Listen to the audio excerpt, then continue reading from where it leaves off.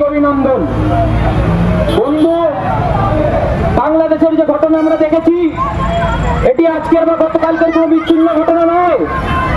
এই ঘটনার বীজ বপন 1000 বছর আগে এই মাটিতে বপন করা হয়েছে। মোহাম্মদ বিন কাসিমের হাত ধরে এর বীজ আমাদের মাটিতে বপন করা হয়েছে এবং এর মাসুল আমাদেরকে গত 1000 বছর ধরে দিতে হচ্ছে। মোহাম্মদ বিন কাসিম, তুগলক, ঔরঙ্গজেব, এই নামগুলি তো শুধু বলার পর বলা। আমরা ইহুদিদের গণহত্যা নিয়ে অনেক আলোচনা করি, তাদের অনেক আফসোস প্রকাশ করি যে ইহুদিদের গণহত্যা নিয়েছে, কিন্তু তার থেকেও অনেক গুণ বেশি আমাদের হিন্দুদের গণহত্যা হয়েছে। এগুলি নিয়ে কারা আলোচনা করবে? দুঃখের বিষয়, হিন্দুরা নিজেদের ইতিহাস লিখতে জানে না। আজকে বাংলাদেশের যে ঘটনা ঘটছে, এটি কোন রকমের বিচ্ছিন্ন ঘটনা নয়। গত হাজার হাজার বছর ধরে এই ঘটনা ঘটে আসছে। এর বীজ বপন বহু বছর আগে এই মাটিতে বপন করা হয়েছে।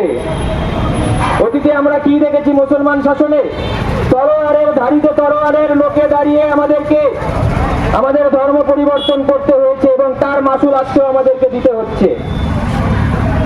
বাংলাদেশের ঘটনা যদি বলি, এই দেশ 1946-এ গ্রেট ক্যালকাটা কিলিং দেখেছে, কলকাতার দাঙ্গা দেখেছে, তারপরে নোয়াখালীর দাঙ্গা দেখেছে। আমরা সমস্ত বিষয় দেখতে পাচ্ছি। এই সমস্ত বিষয়কে সামনে রেখে শরৎচন্দ্র চট্টোপাধ্যায় বলতে বাধ্য হয়েছিলেন যে বর্তমান হিন্দু মুসলিম সমস্যা বা বর্তমান হিন্দু মুসলিম সম্পর্ক একটি গাল ভরা শব্দ ছাড়া আর কিছু নয়। তিনি মহাত্মা গান্ধীর সেই খিলাফত আন্দোলনকে সমালোচনা করতে ছাড়েননি। মুসলমানদের দৃষ্টি ভারতের স্বাধীনতার দিকে নেই। শরৎচন্দ্র বলেছিলেন তাদের দৃষ্টি পড়ে আছে আরব ও তুর্কিতে। কি হলো? তুর্কিতে খলিফা সরে গেছে, তাতে মুসলমানদের বেশি চিন্তা, কিন্তু ভারতবর্ষ স্বাধীন হলো কিনা তাতে মুসলমানদের কোনো আগ্রহ নেই। এই টু নেশনস থিওরিতে বিজাতি তত্ত্ব নিয়ে আমাদের এই দেশ ভাগ হয়েছিল। আজকে তার মাসুল আমাদেরকে দিতে হয়। যদি সবাই একসাথেই বাস করতে পারতাম, যদি এক বিন্দে দুটি কুসুম যদি সত্যি হতো, তাহলে কেন দেশ বিভাজন হলো? এই দেশ বিভাজনের বিভীষিকা আমাদেরকে কেন আজকে আমাদেরকে ভাবতে হচ্ছে? এই সমস্ত ঘটনা আমরা দেখতে পাচ্ছি।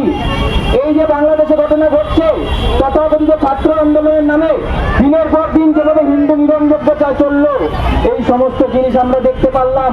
সেই খিলাফত আন্দোলন থেকে যদি আজকের ঘটনা আমরা দেখি, এই ঘটনা এখনো বন্ধ হচ্ছে না বন্ধু। যখন মাইনরিটিতে থাকে খুব মিষ্টি লাগে, কিন্তু যখনই মেজরিটিতে আসে তখনই আঘাত দেওয়া শুরু করে।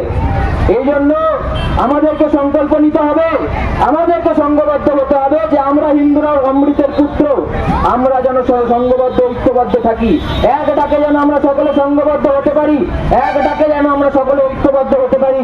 এই বিষয়গুলি আমাদের মাঝখানে, আমাদের সকলের মাঝখানে এই শুভবুদ্ধি সম্পন্ন হিন্দু যারা রয়েছে, যারা এখনো ঘুমিয়ে রয়েছে, যারা এখনো প্রতিবাদে নামেনি, তাদেরকে আমাদেরকে জানাতে হবে, তাদেরকে আমাদেরকে জানাতে হবে যে বন্ধু, বাইরে বেরিয়ে এসেছে, সময় এসেছে। আমাদের চারিপাশে যে সমস্ত ঘটনা ঘটছে, আজকে যদি ইতিহাসের ঘটনা বলি, গত 1000 বছর ধরে হিন্দু নিধন চলছে। যে খিলাফত আন্দোলনকে ব্রিটিশ বিরোধী আন্দোলনের আখ্যা দেওয়ার চেষ্টা চলছিল, সেই খিলাফত আন্দোলনে কিভাবে মোগলাতে হিন্দুদের গণহত্যা হয়েছিল। মোকালাতে ব্রাহ্মণদের এমন ভাবে হত্যা করা হয়েছিল যে পুরোহিতদের পৈতের পাহাড় তৈরি হয়ে গেছিল।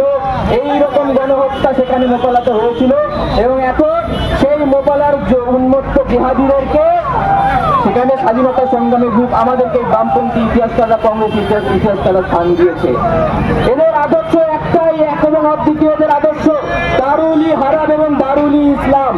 দারুল-ই ইসলাম মানে যেই দেশে ইসলাম রয়েছে, এবং দারুল-ই হারাব মানে যুদ্ধের দেশ, যে দেশে ইসলাম কায়েম করতে হবে। যেই দেশে ইসলাম কায়েম নেই, সেই দেশে যুদ্ধ করে বা জিহাদ করে ইসলাম কায়েম করতে হবে।